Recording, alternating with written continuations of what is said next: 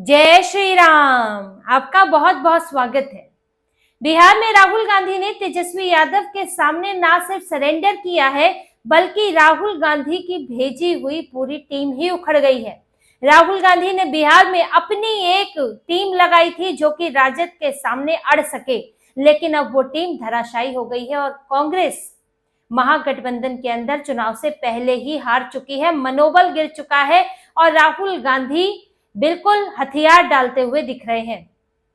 सबसे पहले कन्हैया कुमार गायब हुए, कन्हैया कुमार बाहर हो गए, टिकट नहीं मिला, प्रचार से गायब, मंच पर नहीं चढ़ने दिया गया और कन्हैया कुमार अब नजर ही नहीं आ रहे हैं, जो कभी बिहार का कांग्रेस का चेहरा बनना चाहते थे और राहुल गांधी भी सपोर्ट कर रहे थे। लेकिन पार्टी के अंदर राजद की तरफ से इस तरह का चाबुक चला कि कन्हैया कुमार को बाहर करना पड़ा। अब कृष्ण लवरू जो कि बिहार कांग्रेस के प्रभारी हैं, अब कृष्ण लवरू से इस्तीफा लिया गया है कांग्रेस में। उनको यूथ कांग्रेस के प्रभारी पद से हटा दिया गया है। कृष्ण लवरू के पास बिहार चुनाव का प्रभारी पद भी था और साथ ही वो यूथ कांग्रेस के भी प्रभारी थे, लेकिन अब उनको यूथ कांग्रेस के पद से हटा दिया गया। प्रदेश प्रभारी के पद से हटाना बड़ा मुश्किल होता है क्योंकि चुनाव नजदीक है और ऐसे में आपको नया प्रभारी नियुक्त करना पड़ेगा और वैसे भी अब सबको सीट बंटवारा हो गया तो प्रभारी की भूमिका खत्म हो जाती है। तो इन्होंने यूथ कांग्रेस के प्रभारी पद से हटा दिया और इसके जरिए दो चीजें ठीक करने की कोशिश की कि पार्टी में हो रहा विरोध कुछ हद तक शांत हो जाए, क्योंकि पूरा नेक्सस का आरोप लग रहे हैं राजेश राम, कृष्ण लवरू, शकील अहमद और इनको वोट चोर तक, टिकट चोर तक कहा जा रहा है। कृष्ण लवरू जब होटल से निकले तो कांग्रेस कार्यकर्ताओं ने उन्हें भर भर कर सुनाया, उनके सामने उन्हें सीट चोर तक कहा, टिकट चोर तक कहा और आरोप लग रहा है कि पैसे लेकर इन्होंने टिकट बांटे हैं। हालांकि कृष्णा लवरू, राजेश राम पूरी तरह से आलाकमान के कहने पर चल रहे हैं, उनको जिम्मेदारी आलाकमान से सीधे दी गई है, लेकिन हुआ यही है कि ऊपर से तो वो जुड़े रहे लेकिन नीचे नेताओं से और कार्यकर्ताओं से उनका संबंध ठीक नहीं रहा और अंत में कृष्णा लवरू को इस्तीफा देना पड़ा। और इसके जरिए तेजस्वी यादव को भी खुश किया गया है क्योंकि राजेश राम से ज्यादा एक्टिव, ज्यादा अड़े हुए कृष्णा लवरू थे। राजेश राम बहुत बड़े नेता तो है नहीं बिहार कांग्रेस में, उनको अध्यक्ष बना दिया गया था क्योंकि थोड़ा जातिगत समीकरण भी साधने थे और अखिलेश प्रसाद सिंह को हटाना था क्योंकि उनके संबंध राजद से बेहतर थे, इसीलिए राजेश राम को मौका दिया गया।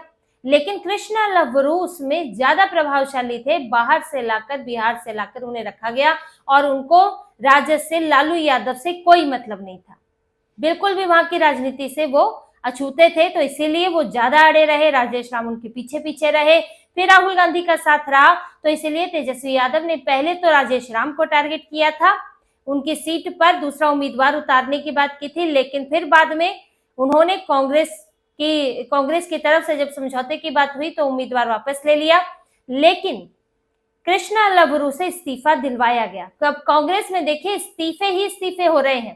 पहले आनंद माधव ने इस्तीफा दिया था और उनका यही कहना था कि कांग्रेस में अब भ्रष्टाचार की हद हो गई है, टिकट बंटवारे के लिए पैसे लिए जा रहे हैं। कुछ और इनके जो नेता हैं, पूर्व विधायक हैं, इनके और जिला स्तर के नेता हैं, वो अपना इस्तीफा देने के लिए तैयार बैठे हुए हैं और अब कृष्णा लवरू से इस्तीफा लिया गया है। तो राहुल गांधी की टीम में से राजेश राम ही सिर्फ बचे हुए हैं। मेन टीम तो इनकी यही थी, कृष्णा लवरू, राजेश राम, कन्हैया कुमार और फिर कुछ और नेता। इनके चेहरे को आगे बढ़ाया गया था, लेकिन इसमें से दो बाहर हो चुके हैं और कृष्णा लवरू की जगह मनीष शर्मा को जगह दी गई है। वहां पर भी ऐसा नहीं है कि कन्हैया कुमार को बना दिया गया कि चलिए भाई एनएसयूआई के प्रभारी हैं, यूथ कांग्रेस के भी प्रभारी बन जाएंगे, लेकिन नहीं, कन्हैया कुमार का नाम नहीं आना चाहिए। कन्हैया कुमार ऐसा नहीं लगना चाहिए कि बिहार चुनाव से पहले उन्हें कुछ महत्वपूर्ण दिया गया है, क्योंकि इससे पार्टी और गठबंधन दोनों में समस्या खड़ी हो सकती है। कांग्रेस इस चुनाव में, जहां राहुल गांधी ने कोशिश की थी कि उनकी कांग्रेस अपने पैरों पर खड़ी हो सके, कांग्रेस कुछ आधार बढ़ा सके, लेकिन चुनाव आते आते वो सब धराशायी हो गया। इतनी सारी कवायद के बाद भी कांग्रेस को घुटनों पर आना पड़ा क्योंकि कांग्रेस अवधारणा की लड़ाई हार चुकी है और तेजस्वी यादव ने कांग्रेस को मजबूर कर दिया है। देखिए डर क्या लगने लगा कांग्रेस के अंदर, क्यों ताबड़तोड़ इस तरह का एक्शन लिया कि पहले कन्हैया कुमार को बाहर किया, लवरू को बाहर किया और प्रेस कॉन्फ्रेंस करके अशोक गहलोत ने तेजस्वी यादव को सीएम घोषित किया, राहुल गांधी का चेहरा नहीं था। आखिर क्यों इतना मजबूर हुई? कांग्रेस को डर ये है कि राजद की जिस तरह नाराजगी है और जो अब भी बनी हुई है कि राजद का वोट ट्रांसफर नहीं होने वाला है कांग्रेस में, क्योंकि कांग्रेस पूरी तरह से विलन बन गई थी। मुकेश सहनी भी राजद से जब नाराज थे तो राजद की तरफ से यही कहा जा रहा था कि कांग्रेस ने मामला अटकाया हुआ है। झामुमो को लेकर यही था, कम्युनिस्ट पार्टियों को लेकर भी यही कहा गया कि कांग्रेस की तरफ से मामला अटका हुआ है। तो कांग्रेस सबके विलन बन गई। अब कांग्रेस को ये लगा कि राजद का वोट ट्रांसफर नहीं होगा, और राजद का वोट जो पहले भी बड़ा मुश्किल से मिला करता था, क्योंकि कांग्रेस में देखिए हुआ क्या है कि सवर्णों की पार्टी तो रही है पहले से, सवर्णों ने साथ छोड़ा क्योंकि कांग्रेस राजद के साथ आ गई, लेकिन राजद के पूरी तरह से वोट कांग्रेस को ट्रांसफर होते नहीं है। जो ओबीसी वोट है, दलित वोट है, वो मिलना थोड़ा मुश्किल रहता है। इसीलिए कांग्रेस ने इस बार कोशिश की थी कि हम दलित प्रदेश अध्यक्ष बनाएं, उनको चेहरा बनाएं, और जो राजद का वोट है वो दलित ओबीसी समीकरण मिलाकर हमको जो है पड़ जाए, और हम भी दलित ओबीसी की बात कर रहे हैं। इसी की वजह एक ये भी रही कि कन्हैया कुमार को पीछे किया गया, क्योंकि वो सवर्ण थे, बेगूसराय से आते हैं, भूमिहार हैं, तो उनको राजद के विरोध के बावजूद भी खड़ा करना, यानी कि राजद के समर्थकों को नाराज करना था। इसीलिए भी कन्हैया कुमार को पीछे किया गया, और अभी उन्हें यूथ कांग्रेस का पद भी नहीं दिया गया। प्रभारी का अतिरिक्त कार्यभार दिया जा सकता था, लेकिन नहीं दिया गया। यहाँ से अखिलेश प्रसाद सिंह को पीछे किया गया, जो इनके वरिष्ठ नेता भी है और सवर्ण नेता भी है। तो कांग्रेस ने बहुत कोशिश की थी साधने की कि राजद का जो दलित ओबीसी वोट है वो हमारे पास आ जाए, लेकिन इस तरह की तनातनी हो गई कि कांग्रेस इस अवधारणा बनाने में कामयाब नहीं हो पाई कि हमारी पार्टी दलित ओबीसी की पार्टी है, अब हमने अपना वोट बेस पूरी तरह खिसका लिया है। अब कांग्रेस से देखिए हर तरह से समस्या है इनके लिए, इनको ना राजद का वोट ठीक से मिलने वाला है, ना इनको सवर्णों का वोट ठीक से मिलने वाला है, तो बीच मझधार में लटक गई है। इसीलिए अंत में इतना मजबूर हुए राहुल गांधी कि अशोक गहलोत को भेजकर खुद अनाउंस करवाया कि तेजस्वी यादव सीएम चेहरा होंगे, बिहार मांगे तेजस्वी सरकार, इस तरह का स्लोगन लिखा गया था। राहुल गांधी की तस्वीर नहीं थी। अब जो रैली होने वाली है उसमें देखना होगा, जिसमें कहा जा रहा है कि राहुल गांधी और तेजस्वी यादव रैली करने वाले हैं, तो पोस्टर किसके बड़े होते हैं। वोटर अधिकार यात्रा में तो कांग्रेस ने खूब मनमानी की थी। कांग्रेस के जिस प्लानिंग के साथ चली थी, उस प्लानिंग के तहत कांग्रेस ने मनोबल के साथ साथ अहम भी बहुत बढ़ा लिया और खुद को राजद के बराबर समझने लगी थी, और कोशिश थी कि राजद को चुनौती दे के हम जो है ज्यादा अच्छी सीटें हासिल कर सके। तब राहुल गांधी के बड़े बड़े पोस्टर कटआउट लगे थे, लेकिन तेजस्वी यादव वहां से गायब थे। आखिरी दिन तो खासतौर से गायब थे। पूरी यात्रा में ये चलता रहा कि तेजस्वी यादव राहुल गांधी के पीछे चल रहे हैं, और इससे बहुत नाराजगी रही, राजद के अंदर घोर नाराजगी रही, जिसकी वजह से ये सारी चीजें यहाँ तक इतनी खराब हुई है। और अब भी मामला सुधरने वाला है नहीं, क्योंकि भले ही ऊपरी स्तर पर कांग्रेस ने सरेंडर कर दिया हो, लेकिन कार्यकर्ताओं के बीच जो नाराजगी रहती है, समर्थकों में रहती है, वो तो है ही, क्योंकि इससे महागठबंधन को नुकसान तो हुआ ही है। अब जैसे आप इसको एनडीए की तरह से देख सकते हैं कि जब नीतीश कुमार ने समर्थन दिया राजद को, तो भाजपा के वोटर्स में जबरदस्त गुस्सा था, भाजपा के समर्थकों में गुस्सा था नीतीश कुमार को लेकर।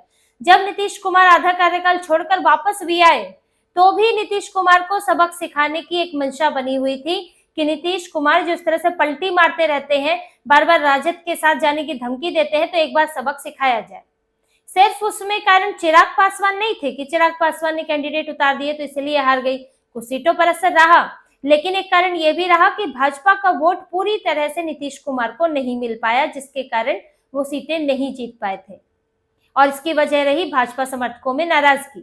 तो आप ये लेयर होती है, आप ऊपरी लेयर पर तो नाराजगी आपसी बातचीत से दूर कर सकते हैं, लेकिन नीचे की लेयर की नाराजगी तब दूर होती है, वहां पर आपसी सहयोग तब बनता है जब ऊपरी तौर पर खटास नजर ना आए। अभी तो इतनी खटास नजर आ चुकी है कि तेजस्वी यादव से राहुल गांधी मिले तक नहीं है, मिलना तक स्वीकार नहीं किया कि आप कौन होते हैं हमसे मिलने वाले, हम जो कह रहे हैं मानो वरना तो जाओ।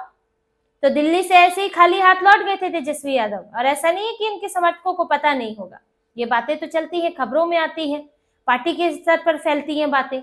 फिर अंत तक तेजस्वी यादव को सीएम का चेहरा नहीं बनाया, उसकी नाराजगी अलग है। अब आखिरी में आपने हथियार डाल भी दिए तो वो सहयोग नहीं कहलाता है।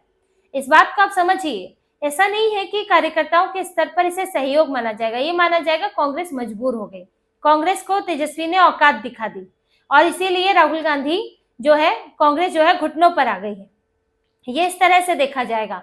अब एक राइवलरी बनी रहेगी कि कांग्रेस जो बहुत इतरा रही थी, जो मानसिकता है, जो दिमाग में होगा, जैसे कि कहीं ना कहीं नीतीश कुमार को लेकर भी था, जो इस बार के चुनाव में नहीं है, क्योंकि नीतीश कुमार ने इस बार पूरा समर्पण कर दिया है कि भैया हम तो यहाँ थे और हैं और आगे भी रहेंगे। तो अब वो वोट ट्रांसफर हो सकता है, क्योंकि नीतीश कुमार ने फिर कोई पलटी नहीं मारी और जो केंद्र स्तर पर भी है पूरी तरह से सहयोग कर रहे हैं वक्फ संशोधन बिल से लेकर हर मुद्दे पर, तो भरोसा उन्होंने जगाया। लेकिन कांग्रेस ने भरोसा तोड़ दिया। अब ये है कि भाई सबक सिखाएंगे, कांग्रेस तो बहुत अपना इतरा रही थी, इस तरह की बातें चल रही हैं और यही महागठबंधन की समस्या हो सकती है।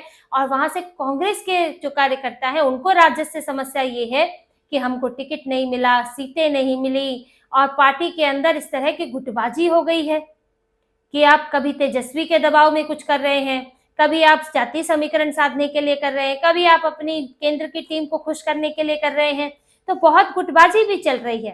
टिकट बंटवारे को लेकर बड़े बड़े आरोप लग रहे हैं कि 35,000 वोट से हारने वाले को टिकट दिया गया, लेकिन 250 वोट से हारने वाले को टिकट नहीं दिया गया और पैसे की हेराफेरी हुई है, पैसे लेकर टिकट बांटे गए हैं। और नाराजगी तो अब ये भी है कि कांग्रेस ने राजद के सामने झुकते हुए 2 सीटों पर उम्मीदवार वापस ले लिए, वारिसलीगंज में और प्राणपुर में, जबकि वारिसलीगंज में कांग्रेस बहुत कम वोटों के अंतर से हारी थी और इस बार वो पूरा दावा कर रही थी, लेकिन तेजस्वी यादव ने वो सीट नहीं छोड़ी।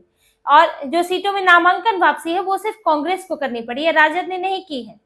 राजद ने नामांकन भरवाया ही नहीं था जहां पर उसे नहीं भरवाना था, और जहां भरवाया वहां से वापस नहीं लिया। वैशाली सीट पर है, उस पर वैसे ना कांग्रेस ने लिया ना राजद ने लिया, लेकिन कहीं पर भी राजद ने अपना नाम वापस नहीं लिया है, कांग्रेस को ही लेना पड़ा है और इसकी भी नाराजगी चल रही है कि हमारा नेतृत्व कमजोर है, वो टिक नहीं पा रहा है। और टिका, इतने दिनों तक लड़ा भी, लेकिन अंत में जाकर ढाक के 3 पात हुए, राजद के सामने सरेंडर हो चुका है।